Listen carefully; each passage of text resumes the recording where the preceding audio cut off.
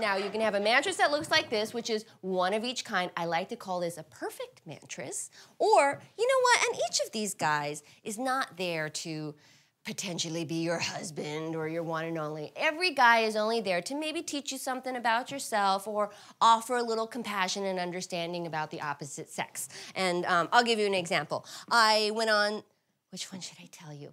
Okay, so I go on this date with this guy, and yes, I like this story. I've always been self-conscious about my knees, and because they're really scarred up, because I used to roller skate when I was a kid, and I was kind of wild, and so there's lots of, little marks on my knees, and so I used to always cover them up, and one day I was with this guy, and I was wearing a skirt, and I crossed my legs, and he says, "Oh my God, I love a girl with scarred up knees." And I said, "Why?" And he said, "Because it shows me that she's really not afraid to live life," which I thought was really sweet. And I've always carried that with me. And I don't know who the hell he is or where he is now. So you can have a perfect mattress, or let's say you start off by speed dating or meeting a bunch of people on the internet. You could have a mattress that looks like this. Or let's say you're saving yourself and you don't need yourself a 2 1/4. That's fine, I dig that. You can have a mattress that looks like this.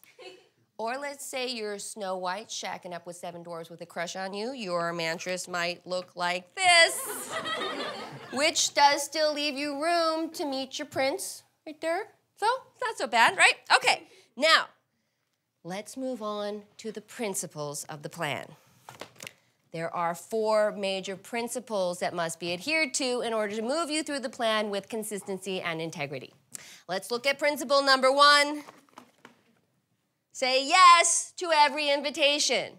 Your goal is to fill that graph and to keep it full. So how do you do that? If your friend wants to set you up, or your Aunt Gladys wants you to meet her dentist, or that weird guy from accounting asks you out, you say yes. If you're invited to an art exhibit or a cocktail party or a rodeo or Comic-Con, you say yes. Why? Comic-Con, because they love it. Can you imagine some guys saying, "You want to go to Comic-Con?" You're like, "Sure."